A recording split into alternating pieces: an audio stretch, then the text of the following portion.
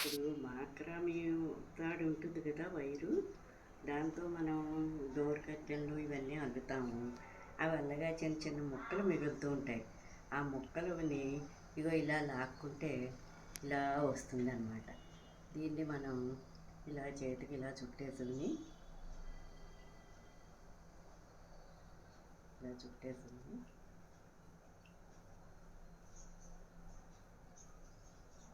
ఇది అలాగా వస్తూ ఉంటుందన్నమాట.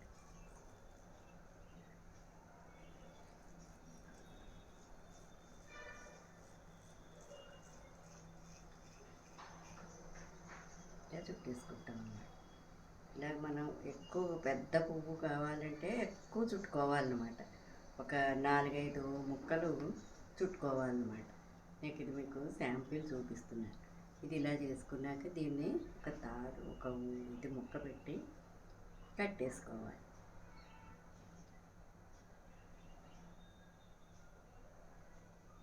కట్టేసుకున్నాక దీన్ని ఇవి సైడ్స్ ఉంటాయి ఇలా కట్ చేసుకోవాలి.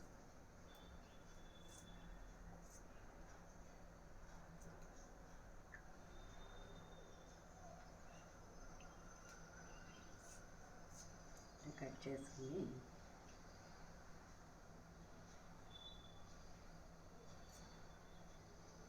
దీన్ని ఇలాగా మనం పువ్వులాగా చేసుకోవాలి. ఇలా రౌండ్ పువ్వులా వస్తుంది. ఎక్కువ పెట్టుకుంటాం కనుక బాగా ముద్దగా వస్తుంది అన్నమాట. ఇలా వస్తుంది అన్నమాట. దీన్ని మనం అన్ని రంగులతోటి ఎన్ని రంగులు ఉంటే అన్ని రంగులతోటి ఇలాగా పువ్వుల్లా చేసుకోవాలి. ఇప్పుడు చేసుకుని నేను చేసాను చూడండి.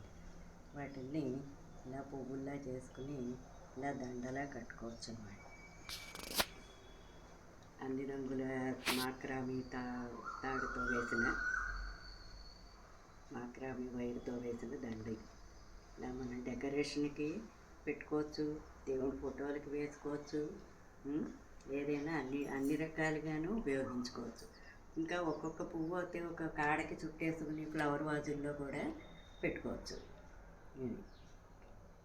నా వీడియో నచ్చినట్టయితే లైక్ చేయండి, సబ్స్క్రైబ్ చేయండి.